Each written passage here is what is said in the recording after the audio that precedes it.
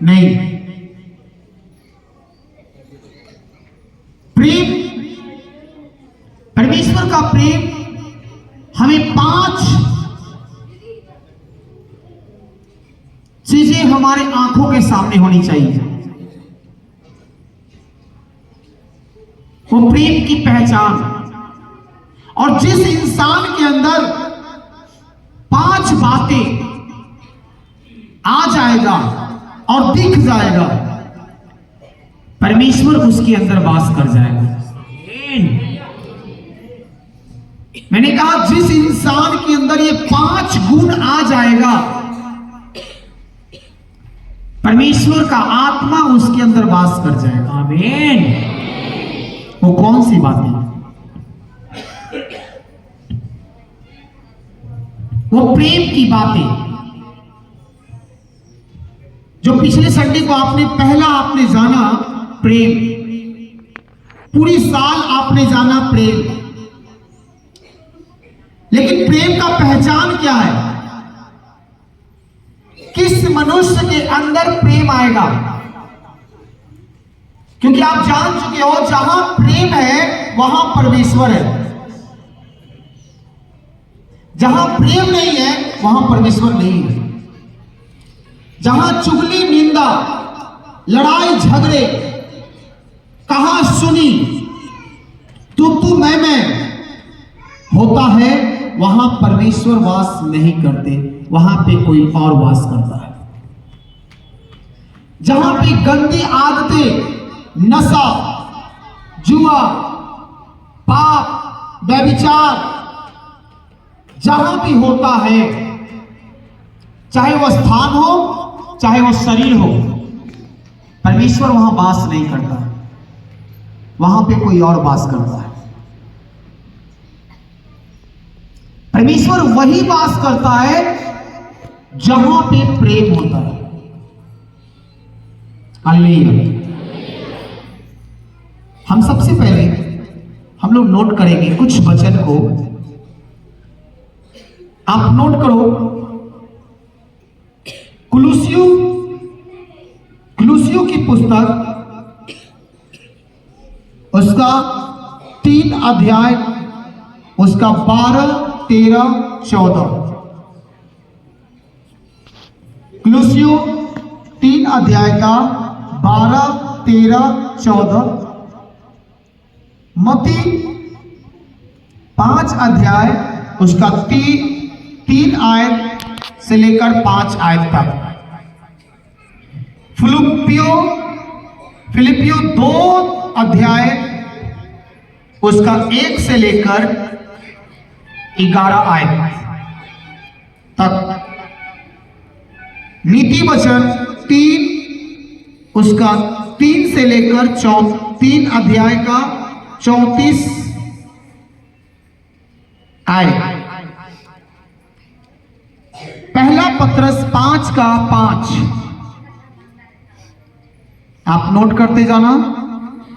लूका की पुस्तक 14 अध्याय, उसका 7 आयत से लेकर 11 आयत तक।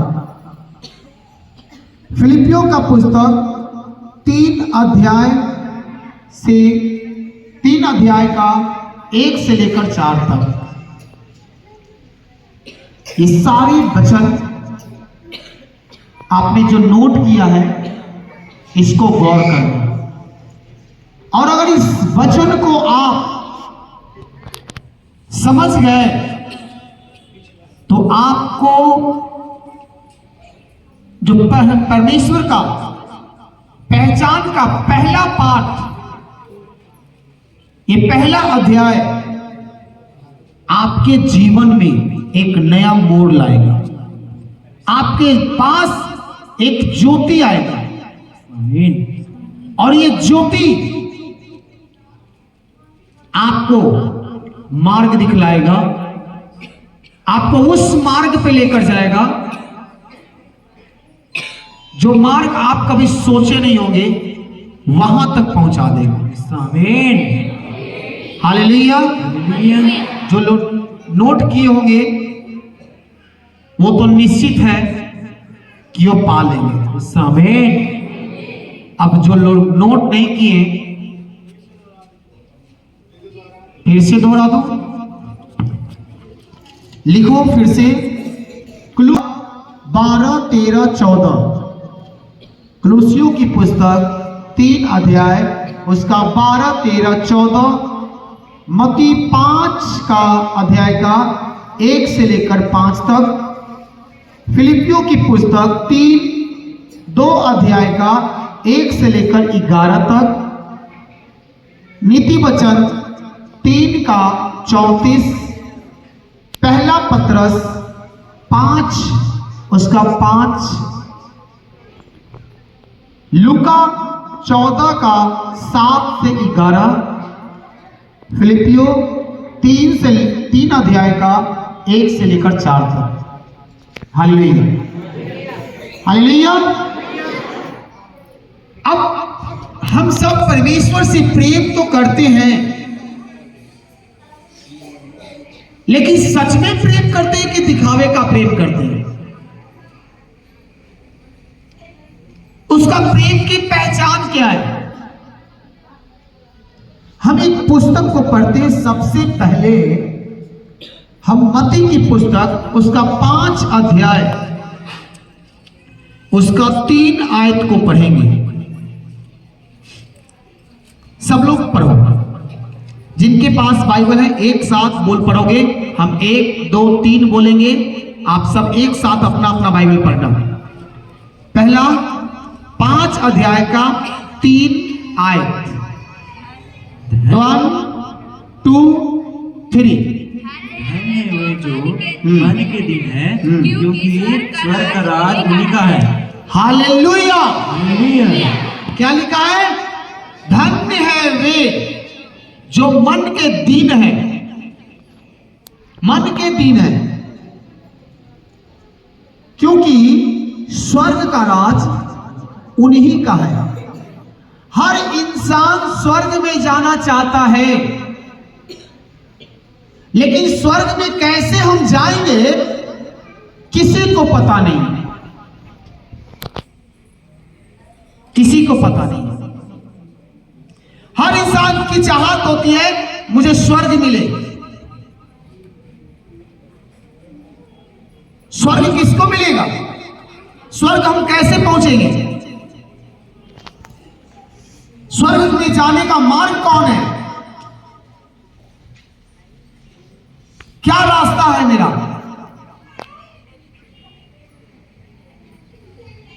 तो लिखा है धन्य है वे जो मन के दीन है,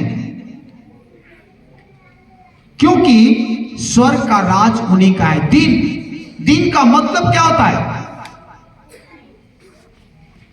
अपने आप, दीन का मतलब अपने आप को छोटा करना, दीनता,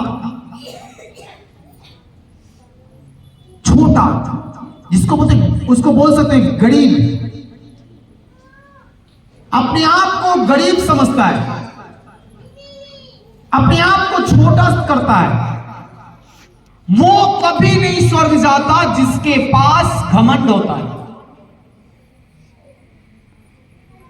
कभी नहीं। जिसके पास अहंकार भरा हुआ है वो कभी सोच भी नहीं सकता।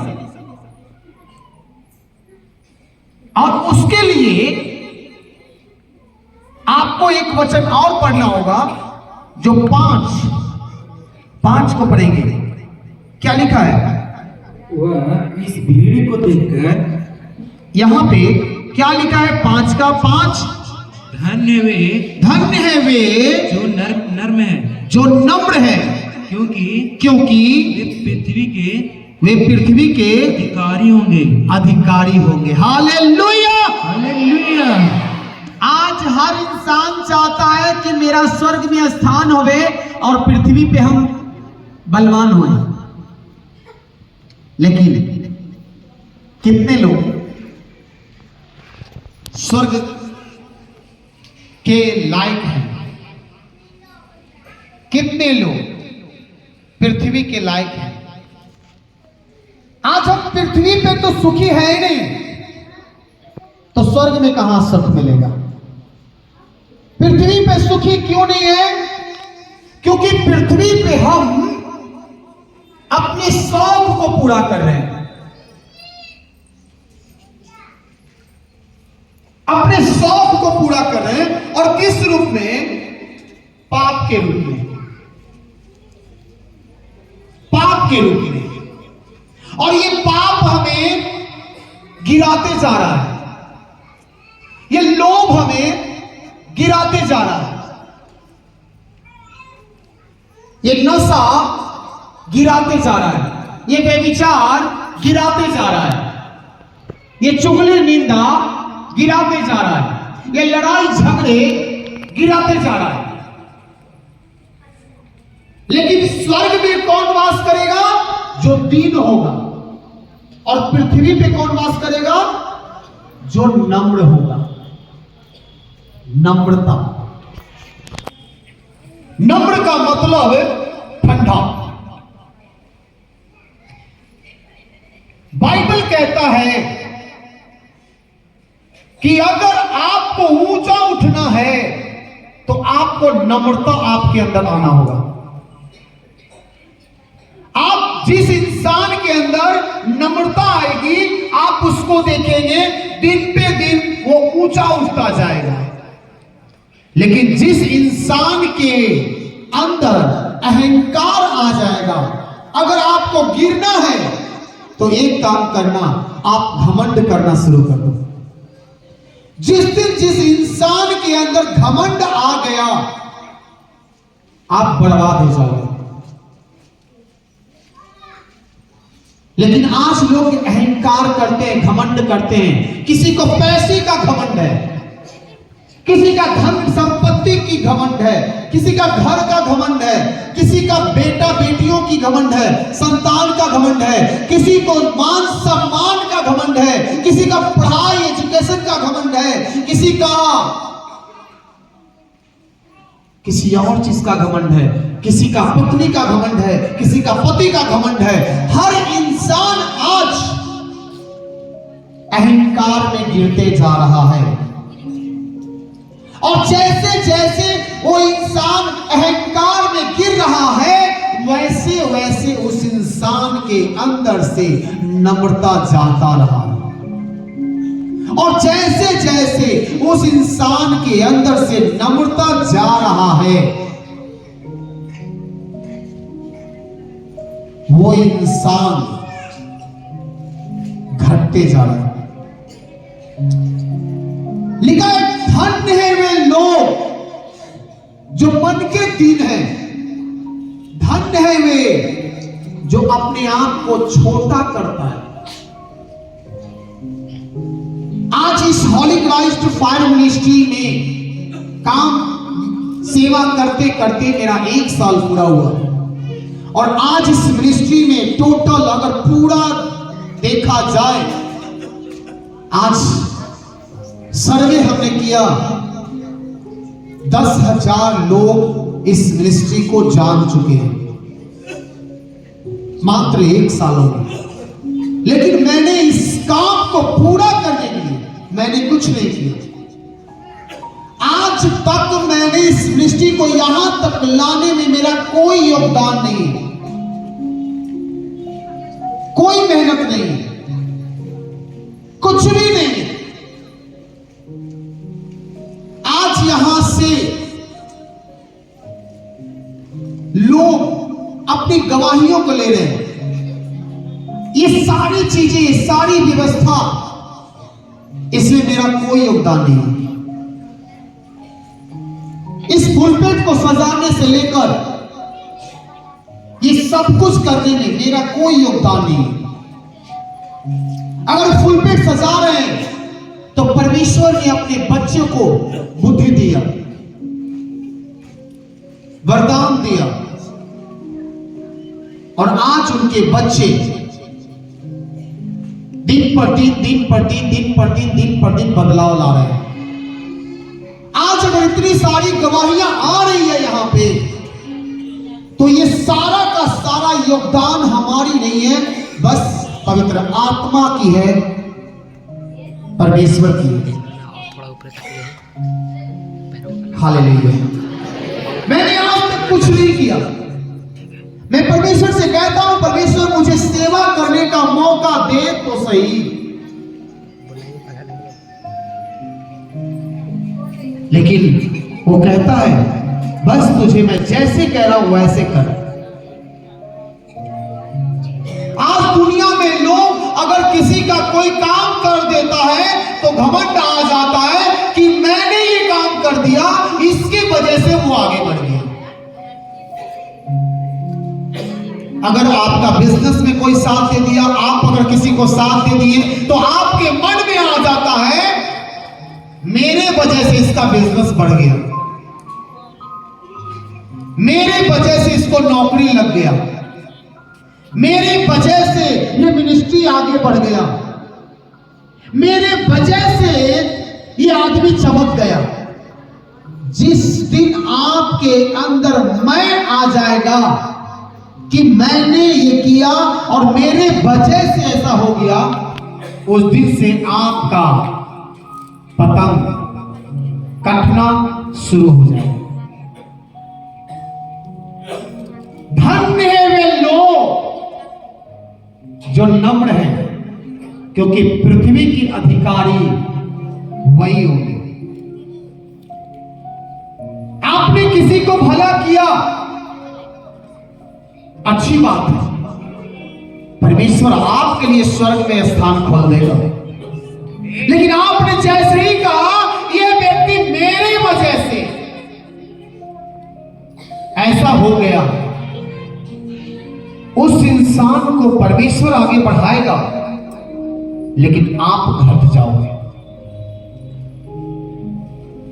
अगर आप किसी को मदद कर रहे हो तो थैंक यू बोलो, परमेश्वर थैंक्स, तूने मुझे ये सेवा करने का मौका दिया। अगर आपकी वजह से कोई व्यक्ति बच जाता है, आपकी वजह से अगर लोग बच रहे हैं, तो परमेश्वर को थैंक्स करना कि परमेश्वर ये तेरा प्रेम है, तेरी दया है, जो मेरे हाथों से, मेरे जीवन से तो इतना बड़ा कार्य कर रहा है कि मैं लोगों को मदद कर रहा हूं। घमंड और अहंकार से दूर भागना। पहला, जिस इंसान के अंदर नम्रता आएगा, उसकी पहचान होगी, वो परमेश्वर से प्रेम करेगा। अगर आपके अंदर गुस्सा है, नफरत है, बदला है, आपके अंदर परमेश्वर का प्रेम नहीं है, नहीं है। आप कितना भी दिखावे कर लो कि मैं परमेश्वर से प्रेम करता हूं, आप कितना भी प्रार्थना कर लो, लेकिन आपके अंदर प्रेम नहीं है, नम्रता नहीं है, दीनता नहीं है, आपका सब व्यर्थ है। क्योंकि घमंड इंसान को नीचे गिराता है और नम्रता इंसान को ऊंचा करता है। आमीन। याद रखना, सबसे बड़ी बात जो परमेश्वर का ये वचन कहता है, हम एक वचन को और देखेंगे, कुलुसियों की पुस्तक 3 उसका 12 आयत को देखेंगे।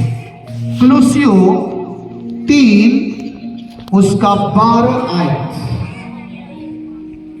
और पढ़ेंगे, पेज नंबर 279, 279, 3 का 12, 13, 14 क्या लिखा है? इसलिए परमेश्वर ने चुने हुए के समान जो पवित्र और प्रिय है, बड़ी करुणा और भलाई और दीनता और नम्रता और सहनशीलता धारण करो। और यदि किसी को किसी पर दोष लेने का कोई कारण हो तो एक दूसरे की सह लो और एक दूसरे से अपराध क्षमा करो, एक दूसरे का अपराध क्षमा करो, जैसे प्रभु ने तुम्हारे अपराध क्षमा किए वैसे ही तुम भी करो। 14 में क्या लिखा है? इन सब के ऊपर प्रेम को सिद्धता का कटिबंध है, बांध लो। क्या लिखा है यहां पे? दीनता, अपने आप को छोटा करना।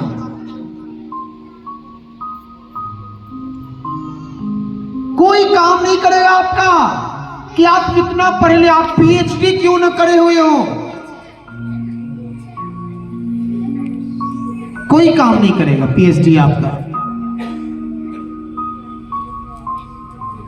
हालेलुया। कोई काम नहीं करेगा आपका धन, आप अरबपति क्यों ना हो, खरबपति क्यों ना हो, लेकिन एक कोरोना आया और अच्छे अच्छे करोड़पति और खरबपति को हिलाकर रख दिया। आया कि नहीं आया? हिलाया कि नहीं हिलाया? कहां गया उस समय धन?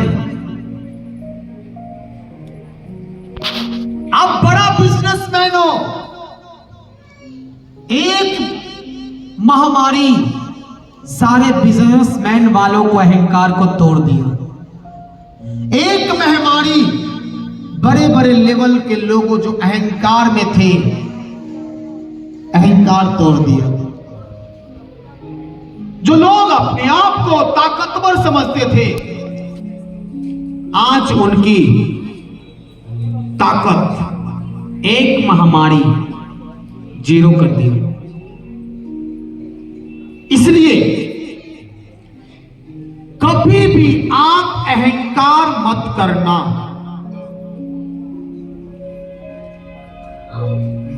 घमंड कभी ना करना।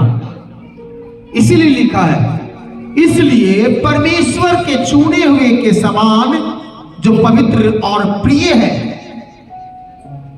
जो परमेश्वर के चुने हुए हैं और जो परमेश्वर से प्रेम करते हैं, प्रिय हैं, चुने हुए हैं। प्रिय का मतलब प्रेम, प्रिय है। बड़ी करुणा, आपके ऊपर बड़ी करुणा की जाएगी और भलाई और दीनता। आपका जो मन है, अगर आपके अंदर परमेश्वर का आत्मा है तो आपके अंदर करुणा आएगा। करुणा का मतलब दया, आपको दिखना, आपके अंदर दिखेगा। आप ये कभी नहीं देखोगे कि वो गरीब है, वो अमीर है, वो बड़ा है, वो छोटा है। आप सबको मदद करोगे, आप सबको प्यार करोगे। क्या लिखा है? प्रिय, पवित्र और प्रिय है। आप क्या करोगे? प्रेम करोगे। आप ऊंच नीच, जात पात, धर्म ये सब नहीं देखोगे, क्योंकि प्रभु यीशु मसीह इस दुनिया में आए तो जात पात धर्म के लिए नहीं आए, वो धार्मिकता के लिए आए।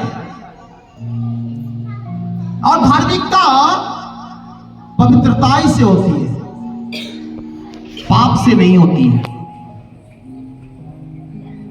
आपके अंदर आप बहुत धर्मी आदमी हो, आप कहते हो दिन रात हम ये काम करते हैं, परमेश्वर की योजना को पूरा करते हैं, परमेश्वर की प्रार्थना करते हैं, आप परमेश्वर के साथ घुटने पे बैठ के उपवास के साथ प्रार्थना करते हैं, लेकिन आपके मुंह पे हमेशा गाली है,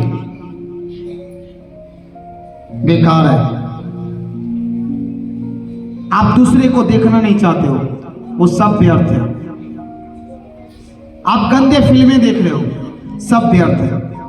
आप अपने आप को कितना भी साबित कर लो, कितना भी कुछ भी कर लो, दान कर लो, बात कर लो, कुछ भी कर लो, लेकिन आप दूसरे को देखना नहीं चाहते हो, अपने से छोटे को देखना नहीं चाहते हो, अपने पड़ोसी से प्रेम नहीं कर पा रहे हो, आपका सब व्यर्थ है। इसलिए परमेश्वर प्रभु यीशु मसीह दुनिया में आया, धर्म के लिए नहीं आया, धार्मिकता के लिए आया। और धार्मिकता हमें पवित्रता की ओर लेके जाता है। Hallelujah, hallelujah. धार्मिकता हमें प्रेम की ओर लेके जाता है, नफरत नहीं, लालच नहीं। जो परमेश्वर से प्रेम करते हैं उनके अंदर लालच कभी नहीं होता कि परमेश्वर तू मुझे मेरी चाहत को पूरा कर दे, वो ये कभी नहीं बोलता। जो परमेश्वर से प्रेम करते हैं वो ये कभी नहीं करते हैं मेरी चाहत को पूरा कर दे। जो परमेश्वर से प्रेम करते हैं उसके मुंह से एक ही आवाज निकलता है, परमेश्वर तू चंगा कर या ना कर, तू मेरा परमेश्वर है। हालेलुया। उसके मुंह से यही निकलता है, कोई बात नहीं प्रभु, मैं जान चुका हूं कि सच्चा परमेश्वर तू है, उद्धार करता तू है, मुक्तिदाता तू है। अब मुझे तू छुटकारा दे चाहे ना दे, हम तेरी महिमा करेंगे, हम तेरे गीत गाएंगे, तेरी उपस्थिति में हम चलते रहेंगे, अब तुझ में बने रहेंगे। तू चंगा कर या ना कर, तू चंगा कर या ना कर, तू मेरा परमेश्वर है। जिस दिन आपके मुंह से ये वर्ड निकलता है, परमेश्वर कहता है अच्छा मैं तुझे खुश सुख दूं चाहे ना दूं, फिर भी तू मेरा बेटा है, तू भी मुझसे फिर भी प्यार करता है, तू मुझसे इतना प्रेम करता है कि अगर तुमको बीमारी ठीक करे चाहे ना करे तू मेरी उपस्थिति में चलता रहेगा। जैसे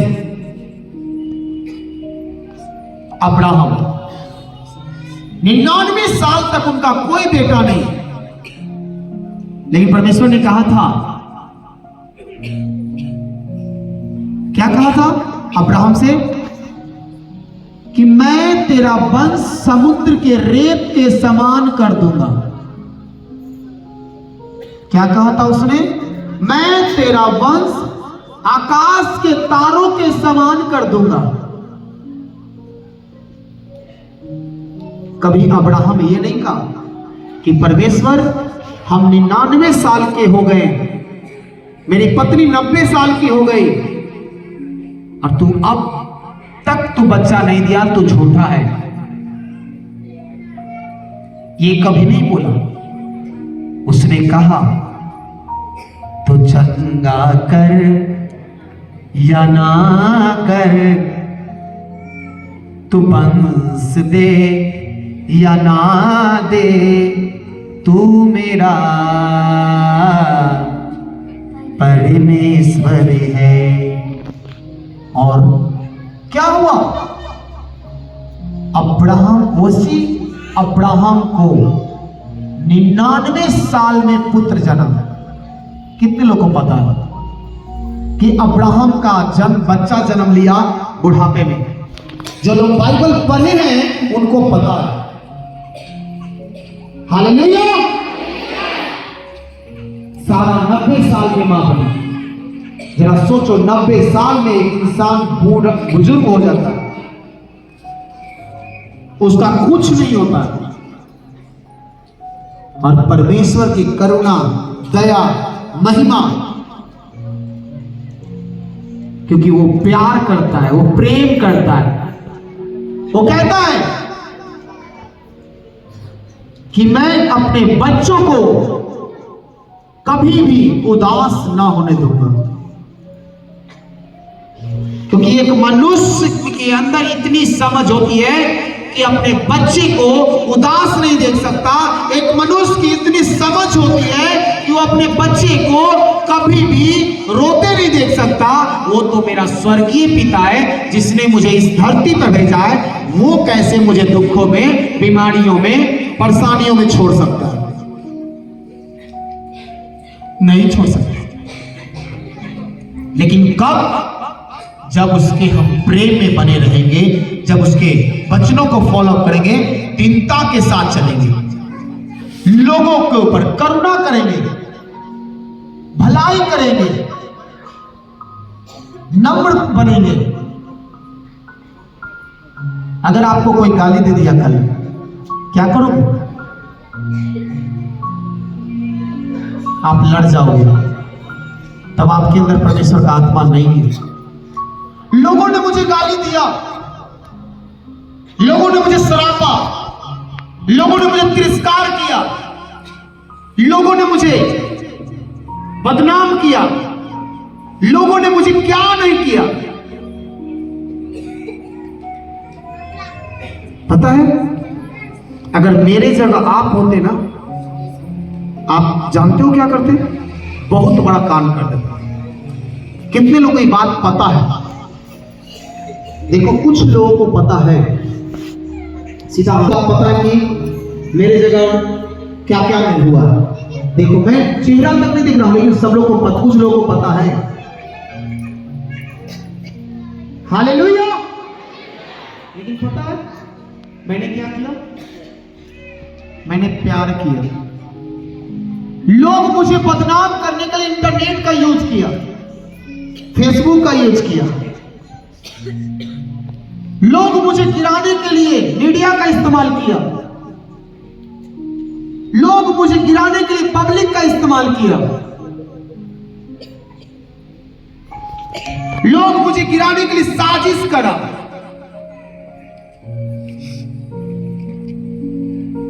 लोग मुझे गिराने के लिए क्या ना किया, जो बोल दो कि क्या नहीं किया।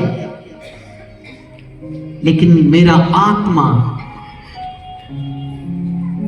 दीनता में चला जाता, मेरा आत्मा नम्रता में चला जाता।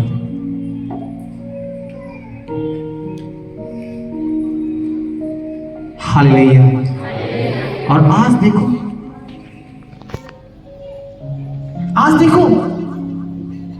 मैं वही हूं जो था। मैंने किसी को जवाब नहीं दिया। मैंने क्या किया? प्यार किया, प्रेम किया। जिस दिन आपके अंदर नम्रता आ जाएगा, आपके अंदर प्रेम आ जाएगा, जिस दिन आपके अंदर दीनता में चले जाओगे, उस दिन से आप ऊंचा उठना शुरू करोगे। आमीन। आपको चुनना, आपको क्या करना है? लोगों ने मेरे फैमिली को बोला, तुम्हारा फैमिली ऐसे है, वैसे है। ठीक है, तुम मेरे फैमिली को देख रहे हो, चलो मैं तुझे जवाब दूंगा, लेकिन मेरा एक शर्त दे दो। मूसा प्रभु की सेवा करता था, सबसे प्रिय था, धरती का सबसे बड़ा प्रिय अगर परमेश्वर का कोई रहा है तो मूसा।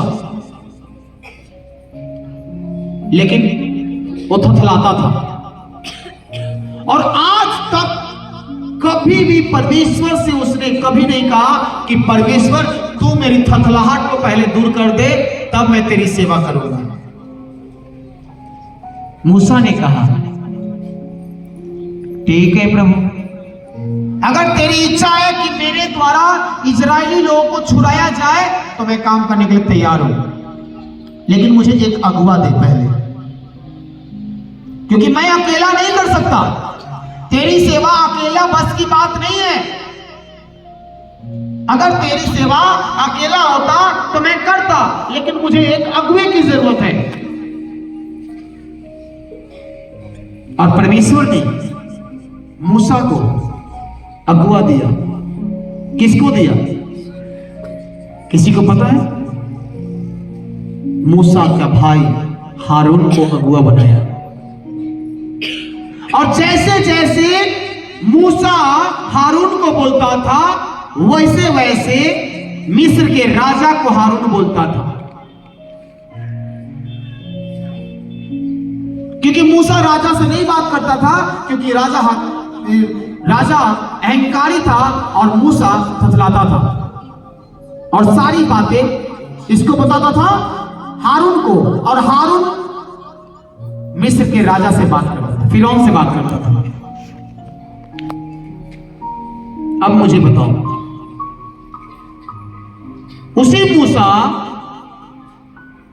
जैसे जैसे परमेश्वर उनको कहा और वैसे वैसे वो काम करते गए, और वैसे वैसे जैसे जैसे मूसा परमेश्वर से बोले वैसे वैसे उन्होंने किया।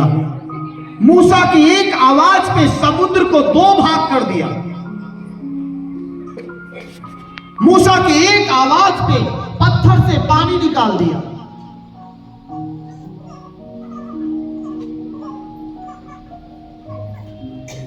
मूसा, जब आपके अंदर नम्रता आ जाता है तो आपका रिश्ता परमेश्वर के साथ जुट जाता है। जब आपके अंदर दीनता आ जाता है तो आपका रिश्ता परमेश्वर के साथ जुट जाता है। आप अगर किसी के ऊपर दया करते हो, करुणा करते हो, भलाई करते हो, तो आपका रिश्ता परमेश्वर के साथ जुट जाता है। तब परमेश्वर कहता है कि जब तुम दीनता में जाओगे, नम्रता में जाओगे, तो मैं तेरे लिए आगे का मार्ग खोलूंगा और मैं तेरे आगे आगे चलूंगा, तेरा हर वो काम पूरा करते जाऊंगा। आमीन। आपके अंदर नम्रता सबसे पहले जरूरी है, क्योंकि बिना नम्रता के आप कुछ नहीं कर सकोगे। दीनता और नम्रता आपके रास्ते खोलती है। आपको किसी को दोष नहीं लगाना होगा, आपको किसी की गलतियां दिखता है, आप उसकी अच्छाइयों को देखोगे। जिस दिन आप मनुष्य के अंदर बुराई को छोड़ अच्छाई को देखना शुरू कर दोगे, उस दिन परमेश्वर उसी मनुष्य के अंदर परमेश्वर आपको दिख जाएगा। यीशु मसीह के नाम में। आमीन। क्योंकि हर इंसान के अंदर 2 आत्माएं काम करती है।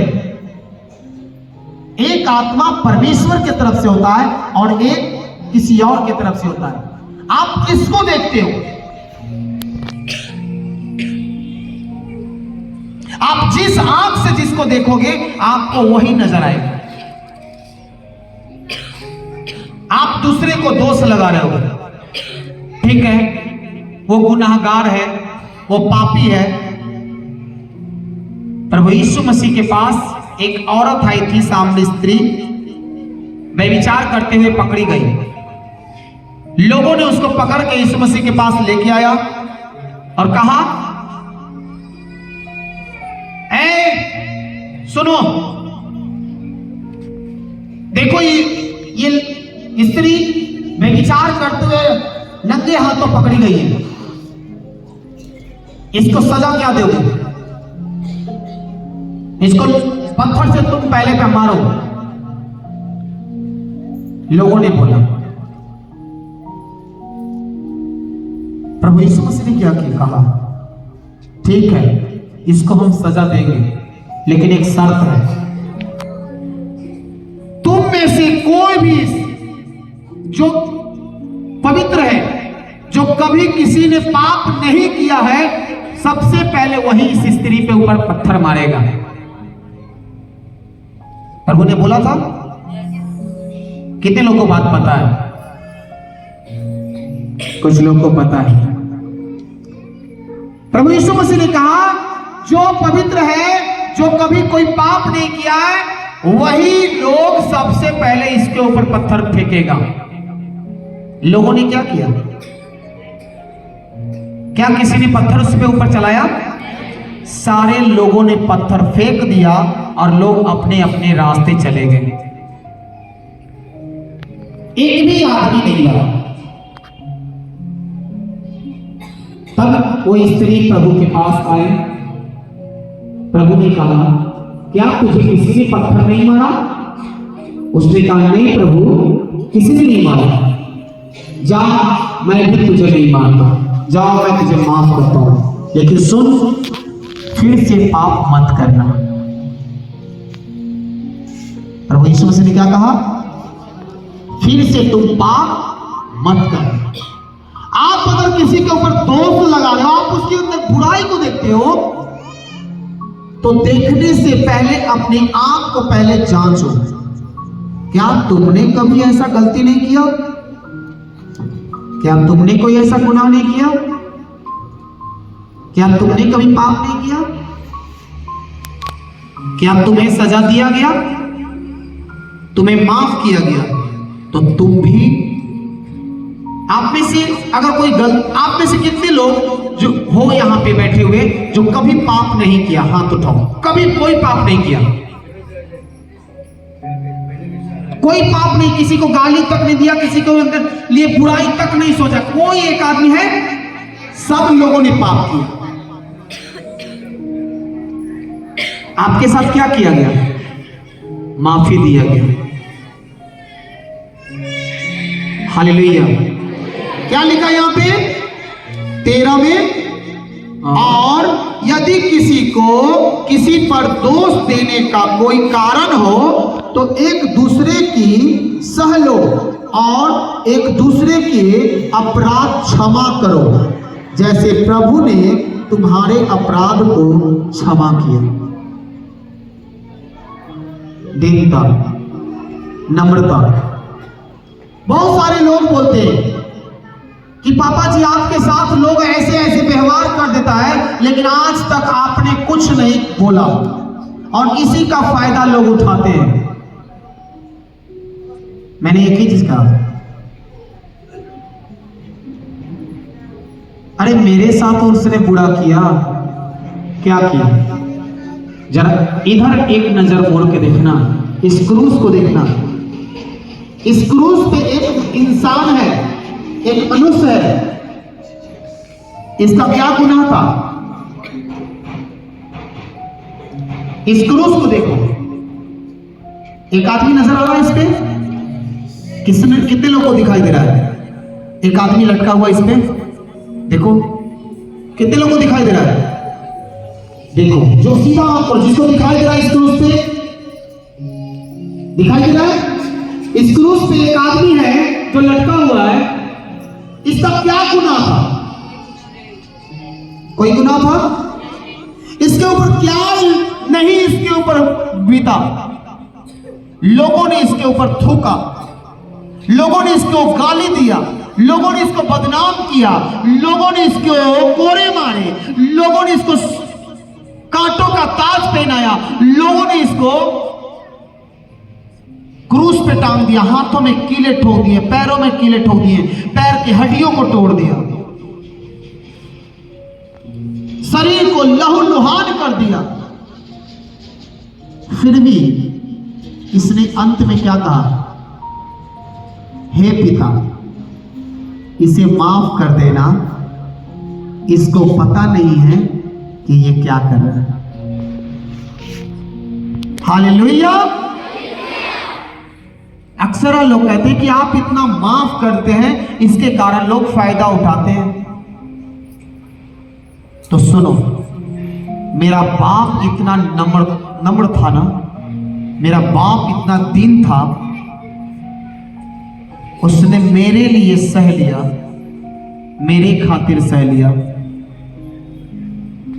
अगर आज मैं सेवा कर रहा हूं, अगर उसको मेरे से प्रॉब्लम हो रहा है तो क्या दिक्कत है? मैं सह लूंगा, क्योंकि मैं अपने भाई, अपने बहन को, अपने बच्चे की आंसू को पोंछने के लिए मैं तैयार हूं। उसने मेरे आंसू को पोंछ लिया, मेरे पापों गुनाहों को उसने अपने ऊपर ले लिया, तो क्या मैं उसके जैसा, मेरा विचार नहीं होना चाहिए? क्या मैं उसके चरित्र पे नहीं चलूं? उसी का आत्मा हमारे अंदर है, और हम चंद पैसों के लिए किसी से हम बदला ले लेंगे? तब उसका आत्मा मेरे अंदर नहीं, तब किसी और का आत्मा मेरे अंदर है। जहां एक मनुष्य के अंदर बदले की भावना आ गया, जब एक मनुष्य के अंदर जलनशीलता का भावना आ गया, उसके अंदर नफरत आ गया, उसके अंदर विरोध आ गया,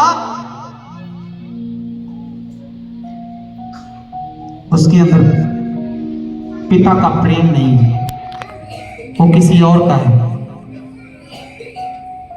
और मैं हमेशा जब जब मुझ पे लोग कलंकित किया, लोगों ने क्या नहीं किया, मैंने एक ही चीज से कहा, मेरा बाप ने सहा तो मैं भी सहूंगा। मेरे भाइयों को जेल में डाल दिया गया, पतरस का क्या कसूर था? बस प्रभु का सुसमाचार सुनाता था। क्या हुआ उसके साथ? जेल में डाल दिया गया। क्या हो गया? क्या फर्क पड़ा? पौलुस का क्या था?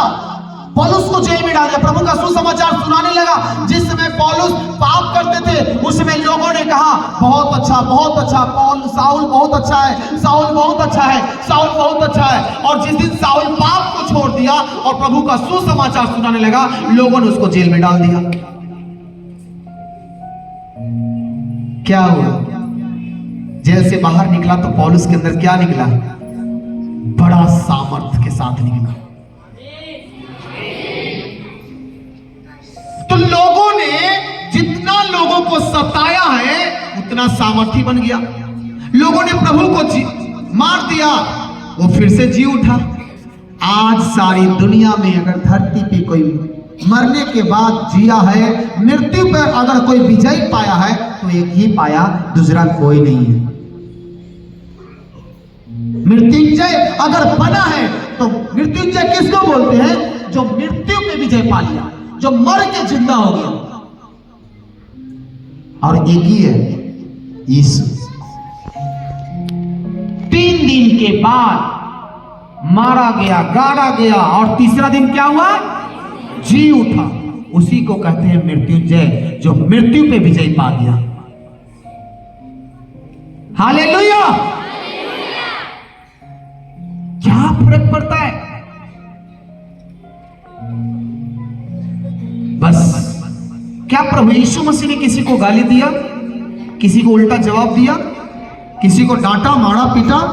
अगर प्रभु यीशु मसीह और चाहते तो अपने पिता को एक बोली बोलते ना, करोड़ों स्वर्गदूत उतर जाता, करोड़ों स्वर्गदूत धरती पे उतरता और सारी पृथ्वी को तहस नहस कर देता। लेकिन उसने नहीं किया,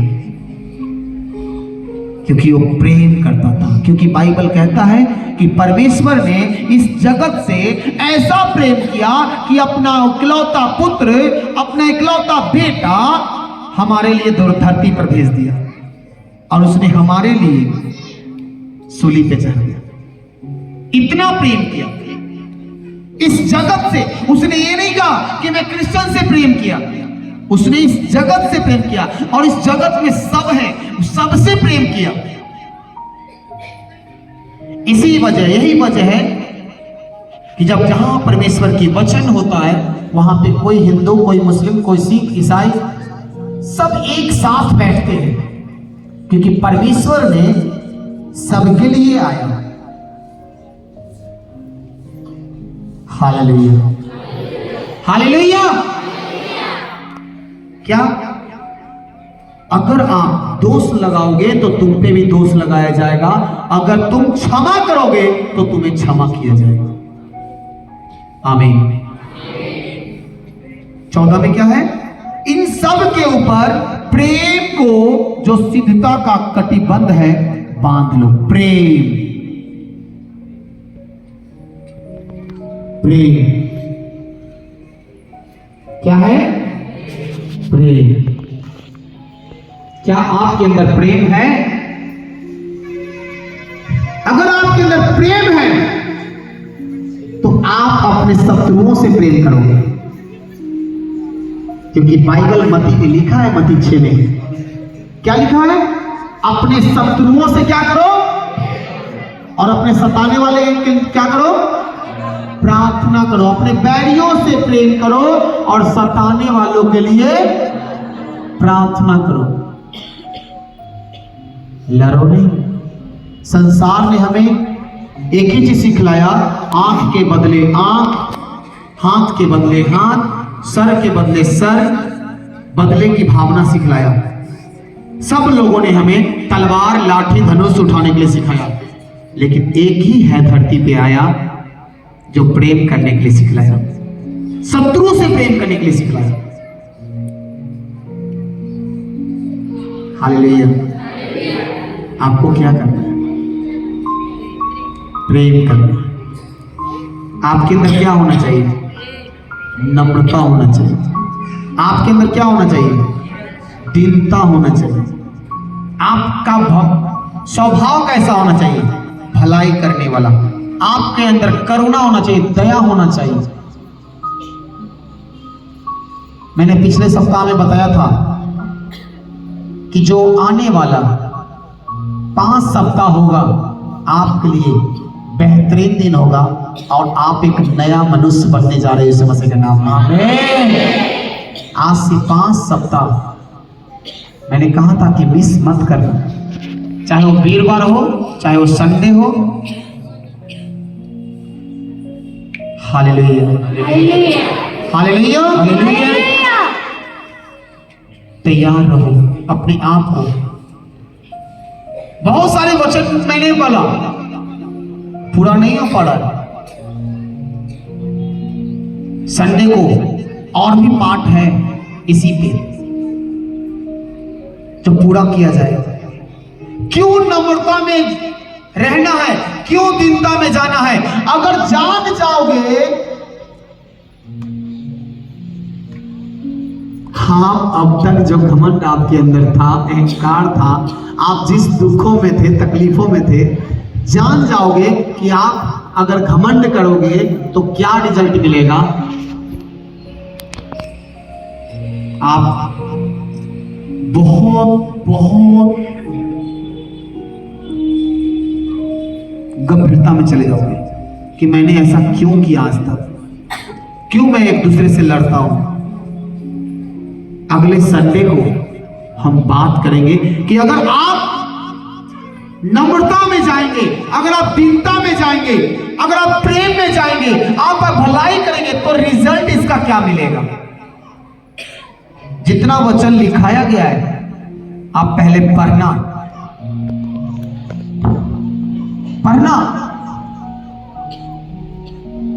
तब आपको समझ में आएगा कि ये क्यों बोला गया। हालेलुया। लूका हम निकालते हैं एक नीति वचन, एक वचन को और निकालेंगे। नीति वचन 3:34।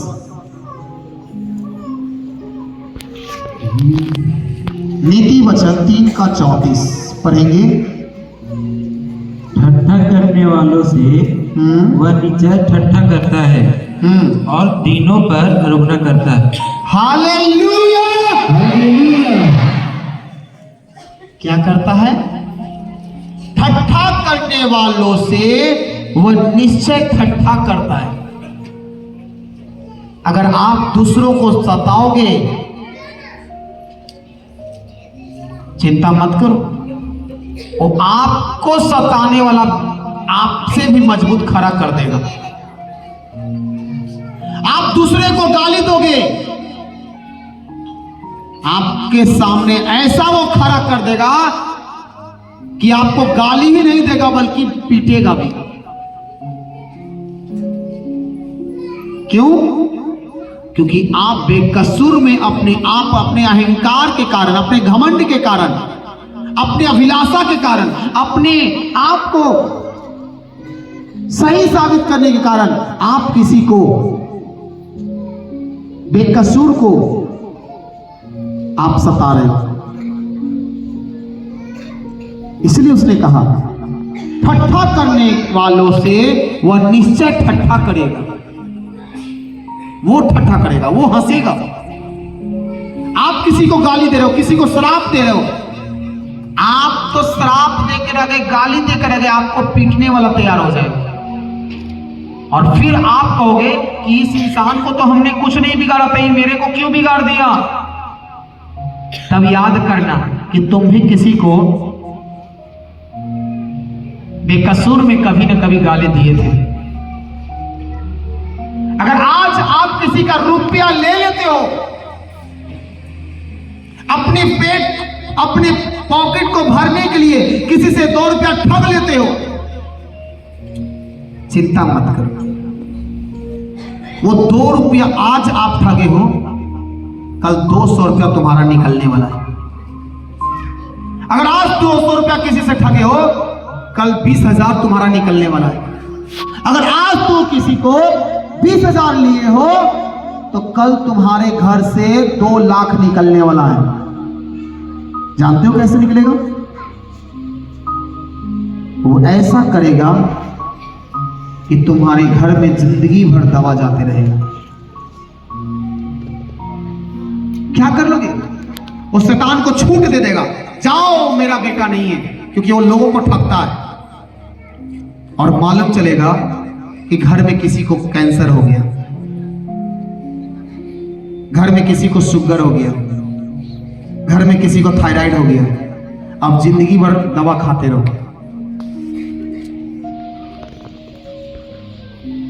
मनुष्य कहता है, कौन गुनाह हम किए थे कि मेरे साथ ऐसा हो गया।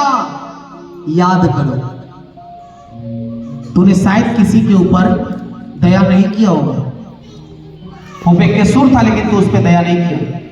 उसकी गलतियों को तूने माफ नहीं किया, उसको क्षमा नहीं किया, उसको कसूरवार ठहरा दिया।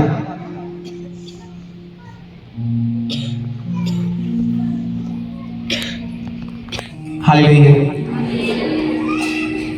मैं इसलिए नहीं बोल रहा हूं कि 2 दिन 4 दिन पहले कुछ ऐसा हुआ। ये तो मैंने अनाउंसमेंट कर दिया था 1 सप्ताह 10 दिन पहले ही कि ये वचन परमेश्वर देने वाला है, क्योंकि वो जानता है कि तुम्हारे साथ क्या होने वाला है। इसीलिए आपको देने से पहले, आपको बोलने से पहले वो अपने वचन से भर देता है। Hallelujah, hallelujah.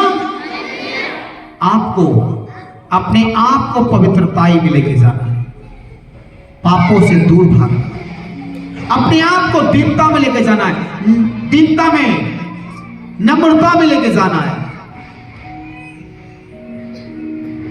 वो लड़ाई झगड़े चुगली निंदे से जल्दी हट जाओ। नहीं तो आप किसी को चुगली कर रहे हो ना, उसको लड़वा रहे हो, तो चिंता मत करो, तुमको लड़वा देगा ऐसा व्यक्ति से कि तुम जिंदगी में लड़ते रह जाओगे। कितने लोग चाहते हो कि जिंदगी भर में लड़ते रहे?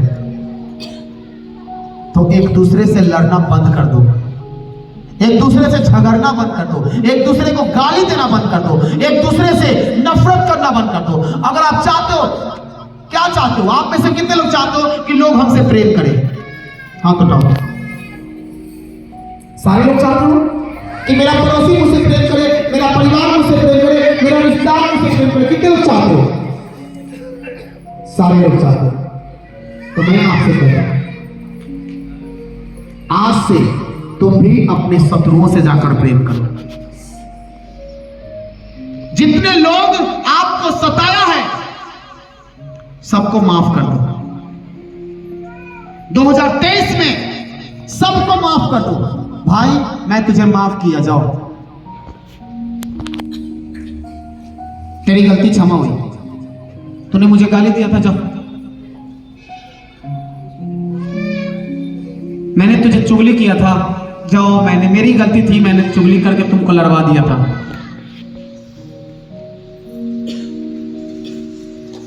अगर आप चाहते हो कि लोग आपसे प्रेम करें, आप लोगों से प्रेम करो। मैंने पिछली बार कहा था कि अगर आप चाहते हो, एक छोटा सा 6 महीना का बच्चा ले लो, शिशु नवजात के ले लो, अगर उसको हंसाना है, क्या करोगे? आप उस बच्चा को बोलो, हंसो हंसो। क्या वो हंसेगा? क्या वो हंसेगा? क्या करोगे उसके हंसाने के लिए 6 महीना के बच्चे को? उस बच्चे को हंसाने के लिए पहले आपको हंसना पड़ेगा, उसको मुस्कुराने के लिए पहले आपको मुस्कुराना पड़ेगा। तब वो 6 महीने आपका मुस्कान वो बच्चे को 6 महीना के बच्चे को समझ नहीं आता है, आपका भाषा समझ में नहीं आता है। वो आपको देखता है कि लगता है ये मुझसे प्यार कर रहा है, ये मुझसे मुस्कुरा रहा है, हमको मुस्कुराना चाहिए। और नहीं तो अपने बच्चा को जाना, छोटा बच्चा लेना और बोलना, बच्चा मुस्कुराओ, मुस्कुराएगा कि नहीं मुस्कुराएगा, हंसेगा कि नहीं हंसेगा। क्या वो हंसेगा? क्या वो हंसेगा? नहीं हंसेगा।